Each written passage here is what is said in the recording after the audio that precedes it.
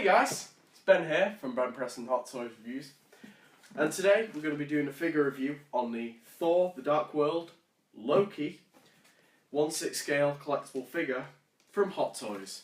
So now let's break out the shipping packaging and get into the main box. So here we are with the main box. It says on the front Loki MMS 231 1/6 scale collectible figure, Thor: The Dark World movie masterpiece, and Hot Toys. Now, before I carry on with anything in the review, I do have to note on the box,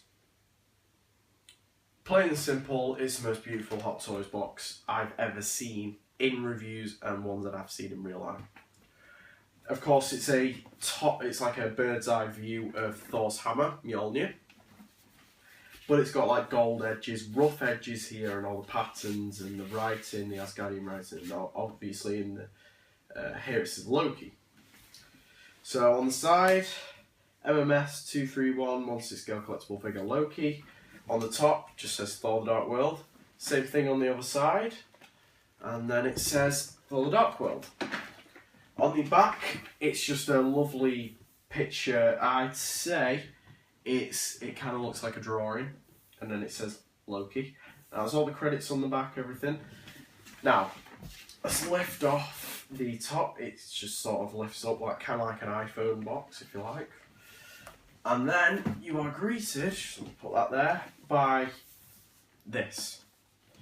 So this is what you get on the inside. You get a nice card that says Hot Toys Presents. And then if you kind of, I don't think the light will really pick that up, but if you kind of wave it around, it sort of says Loki right there.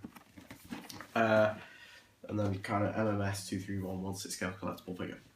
Then it has kind of like an artist, I'd say, it kind of looks like a finger painting, kind of Loki sat on Odin's throne. Spoiler alert, sorry. And then cast and crew responsible for making this incredible figure.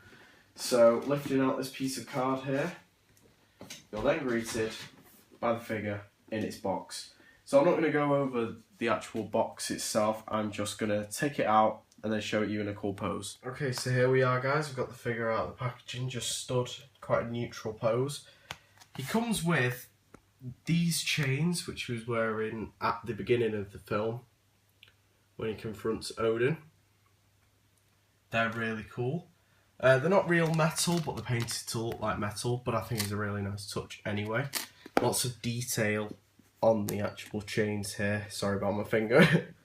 The Asgardian writing around the gold rings there. Then you get kind of like these, they're not really fisted. They're just kind of relaxed fisted. It's weird. That's left and right. Then you get this kind of, I like to use that to hold the knife. It's kind of threatening, just an open palm hand. Then on the actual figure we have relaxed palm, and then a dagger, and obviously his figure stand, his standard cradle. And here's the actual figure itself. So what I'm going to show you is, because I think it's a really great accessory for the figure, I'm actually going to show you him in the chains. I can't actually show you how you get the chains on, because I've got to be honest, it's a pain in the arse. So I'm going to do it off camera, and then I'll explain how you do it. So let's move on to that. So here he is with his chains on. Now I've got to be honest, it wasn't actually that difficult to do it. All the other times I've done it, it has been quite difficult. This time it's been pretty easy.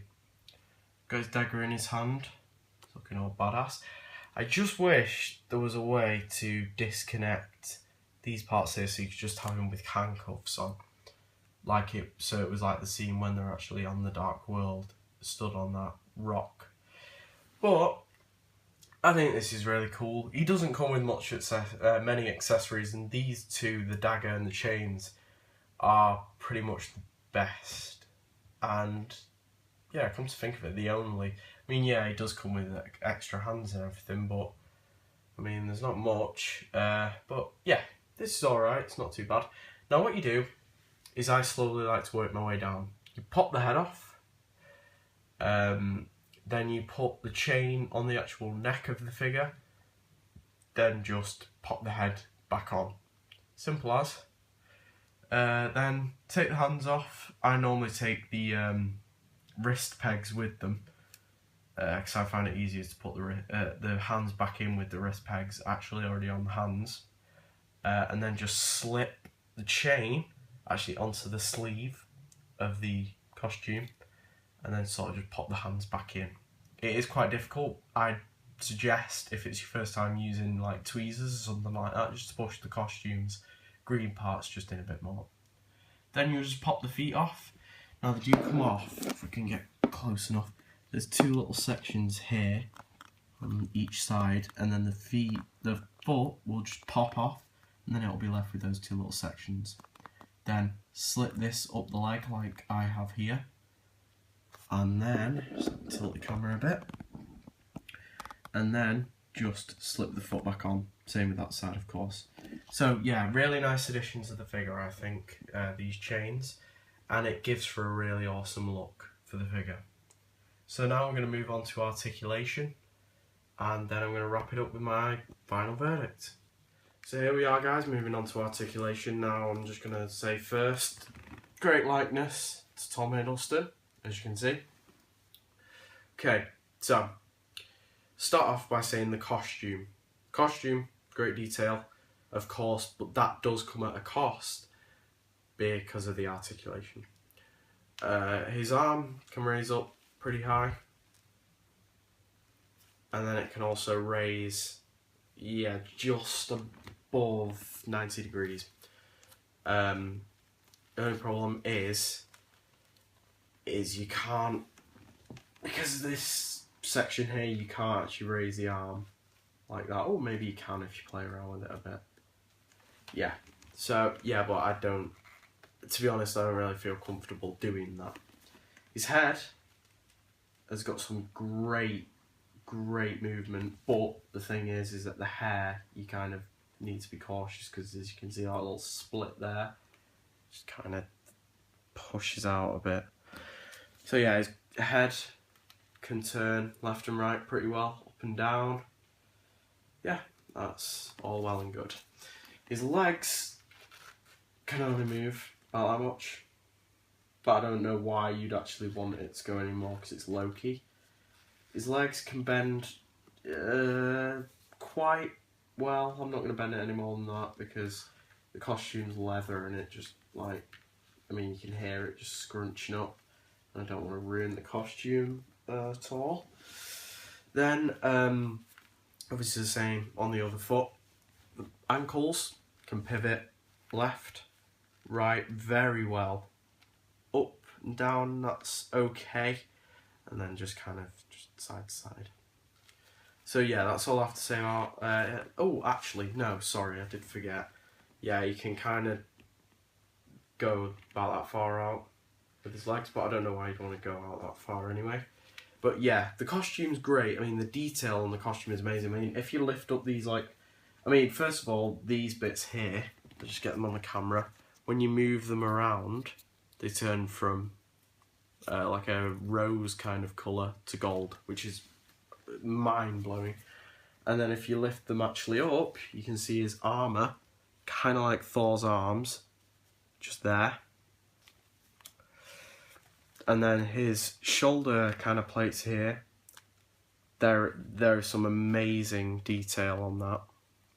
Obviously, it all just carries on throughout the suit. I just think the costume's fantastic. But I've got to be honest, not the most easily posed figure ever. It kind of has to be in quite neutral poses, but that kind of suits the character to me, because in the film, I mean, he didn't do much. He was just kind of like lurking around, feeling sorry for himself. So I mean, yeah, it kind of suits it in a way. But yeah, great figure. So let's just move on to my final verdict. Actually, no, sorry, just beforehand. Obviously, the whole suit is like kind of leather and cloth, and it's really nicely put together. And then you have this section here, which is like hard plastic, which I really love. So yeah, sorry. Now moving on to my final verdict. Okay, so now just to wrap up the review on the Loki Thor the Dark World Hot Toys. So I'm going to say this figure it's got great detail. It's got some really cool accessories even though it doesn't come with much.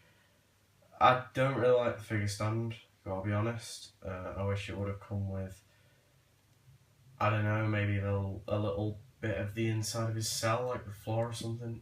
I don't know. Yeah, a little light on accessories. The box is amazing. So if you ever wanted to display this box with the figure, you know, it'd look awesome. I think I got this figure for £170. Pretty decent. And I would say it's a good standalone figure, but I've actually had to borrow my brother's Thor Avengers so I can have them stood with each other, because I thought Loki was a bit boring on his own, to be honest. But yeah, that's all I've got to say about the figure. It's a great figure, a little limited with the articulation and accessories, but that's not all that bad. Great for the price, and I'd really recommend it. So like, subscribe and comment, and I'll see you in the next video, guys. Thanks for watching. See ya.